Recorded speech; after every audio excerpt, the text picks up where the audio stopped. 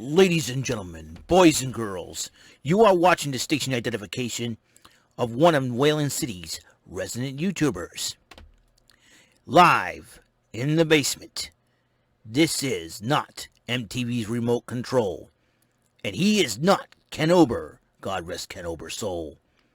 This is WEML-TV, Channel 77. And now here's your host, New Bedford, Massachusetts' own, Mr. Eric M. Lima. Thank you very much, Mr. Announcer. Hello, everyone. It's Eric Lima here once again coming at you with another episode of WEML-TV, Channel 77. How's everyone going on this lovely Wednesday evening? August the 4th, 2021, 10:10 p.m., and we're at episode 443. What's going on? I hope everyone is having a wonderful, wonderful day. I had a wonderful day. It's evening. Everybody's going to bed and all that. I'm really, all I can say is just, it is time to turn in for some folks because work is tomorrow morning, like myself, and I figured I'd do one more video before I get to some sleep. And in this circumstance right here, it is time to do exactly that. And let's see if I can. All right. Okay, here we go. So it's time for some AEW Dynamite Homecoming. This is the Homecoming edition of Dynamite, where everybody returns to Daly's place, which, according to Cody Rhodes in his promo, that I'll talk a little bit more about that. So let's start off the third labor of Jericho, wasting no time. Chris Jericho went one-on-one to Juventud Guerrero. Juventud came out, looks great, still fights it, still has it, and Jericho. Now, in this matchup, the stipulation is that Jericho must win with a move off the top rope. And MJF, Maxwell Jacob Freeman, this dude cannot shut up on commentary. This dude reminds me of a Run DMC song. You talk too much, and boy, you never shut up. I mean, you just run your frigging mouth every single frigging day of the frigging week. This is all Maxwell Jacob Freeman goes. Blah, blah, blah, blah, blah, blah, blah, blah, blah, blah, blah, blah, blah. That's Maxwell Jacob Freeman. That's MJF. That's all he likes to do is keep running his mouth. Hopefully Jericho shuts him up one day. So, anyways, Jericho, it was a hard-fought match between the two of them. It's almost like 2 decades in the making. But in the end, Jericho won the matchup with a Judas effect off the top rope. I think MJF did not even think this through. Very innovative by Jericho. Hits the 3 count, and Jericho wins the match. Then Wardlow attacks Chris Jericho and Juventud Guerrero. And so labor number 4, and I misread this. Labor number 4 will be against Wardlow, and MJF is going to be in Wardlow's corner. Well, it seems like MJF will be making sure that Wardlow wins the match. He's going to help him cheat. And then Dasha Gonzalez meant to interview the Death Triangle, but Penta and Phoenix interrupted by Andrade and Chavo Guerrero. And Andrade wants Penta and Phoenix to join him, and he says no. They say no. Take a hike, kid. So there's that. And then Tony Schiavone interviewed the Dark Order, but interrupted by Adam Page. Listen, I'll let you all down. I said we depart ways. And then Evil Uno, Stu Grayson convinced Dark Order, and they said, hey, let Adam do his thing. Let him do this on his own. And then there's a trios match. Daniel Garcia and 2.0, the former Ever Rise, against Darby Allin, John Moxley, and Eddie Kingston. It was a great matchup, to say the least. Ever Rise, the former Ever Rise 2.0, still got it. Daniel Garcia was very vicious in the ring. The funny part is when Matt Lee encounters Sting. You're the real Sting, oh my gosh! And Darby Allin just takes him out of the way. But that would give Darby Allin, John Moxley, and Kingston the victory. And then they had the war between Brian Cage and Ricky Starks over promo. And Brian Cage goes, I didn't come in for Team Taz. I came in for me. I won. I worked hard for this. So it seems like a war of attrition between the two of them. It'll be very interesting to see what happens. Christian Cage went one-on-one with the Blade. But before that, the Elite calls out the Dark Order via the Good Brothers. The Good Brothers says, hey, how about this next week? We'll challenge for the top. You can challenge us for the Impact Tag Team titles. So that match is happening next week. Christian Cage and the Blade, they went at it, and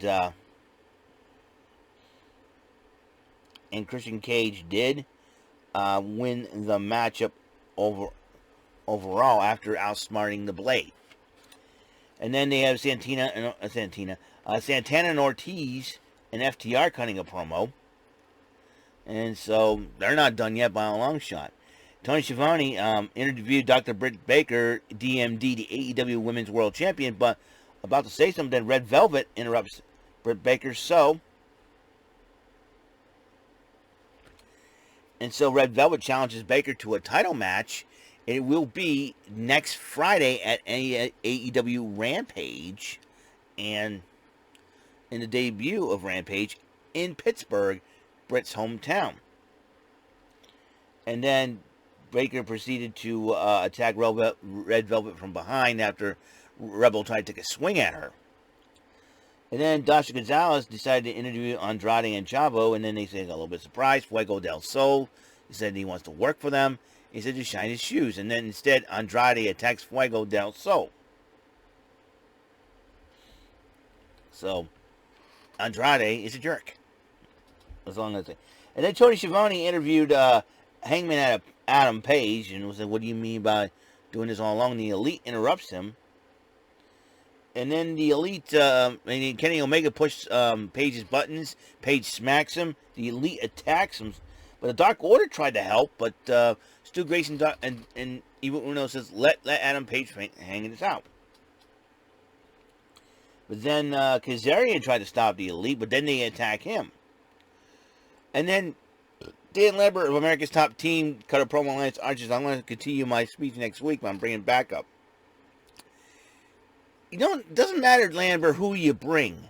You may have some of the toughest fighters, but Lance Archer is the monster Murderhawk. Mentored by Jake the Snake Roberts. Do you actually think you're going to stop one of the America's Top Team fighters? You had better bring the toughest. Because Lashley's not coming with you. Because Lashley's the WWE champion, so it won't be Lashley. Because I'll tell you what, they had Lashley left the WWE, you would have needed him against Archer. But who is the backup Lambert going to bring? Better be somebody that can match Archer strength for strength. The IWGP United States Heavyweight Champion. And then Miro defended the TNT title against Big Shotty Lee Johnson. It was a heck of a matchup overall. And then and Miro did retain his title over a very game Big Shotty Lee Johnson. And then they had the NWA Women's Eliminator matchup, Layla Hirsch, legit Layla Hirsch to go up against the Bunny. And, Chris Statlander was confronted by Nyla Rose, and they're going to go one-on-one next week. And after a hard-fought matchup, Layla Hirsch, and this is the NWA Women's Championship Eliminator matchup, so Layla Hirsch will be challenging Camille, who was at ringside, confronted Layla Hirsch after the matchup. So Hirsch did pick up the victory over the Bunny to become number one contender for that title. Smart Mark Sterling and Jay Cargill promo. All I can say is, people want to say why, Jay Cargill's and offers all over the place. And then Tony Schiavone interviewed Christian Cage, and Christian Cage says, since I won the matchup, I'm the number one contender for the AEW World Heavyweight title. And it's going to be very interesting. I'm hoping Christian Cage decided to beat up on Kenny Omega for that championship. And then the main event, Cody Rhodes went one-on-one with Malachi Black. It was a hard-fought match, but Malachi Black won in the end with his Black Mass kick. And then Tony Schiavone went to go interview Cody Rhodes, who was still woozy from that kick. Cody Rhodes addressed the crowd and talked about how Daily's Place is the AEW Amphitheater for wrestling over a year because of the pandemic. And then he unzipped one of, now it was an old tradition where a wrestler unzips his boots and puts them in the ring saying he's retired. He was about to do that with one boot, but then Malachi Black, Alistair is the WWE name. Malachi Black hits Rhodes in the back with a crutch. Kind of weird feeling this war isn't over, and I don't think Cody Rhodes' career isn't over by a long shot. I guarantee you it's going to be something else. Well, tomorrow will be Impact Wrestling. It'll be very interesting to see what is happening on that endeavor. So be that as it may. So that is all the time I have on this show for episode 443, AEW Dynamite Event Center for August 4th, 2021. Tomorrow is Impact Wrestling. Tomorrow night is Impact Wrestling. So I'll see what happens. All right. I will see you guys later. You guys have a wonderful, wonderful, blessed night, blessed day. And until the next episode of the show, peace, love, and bless out.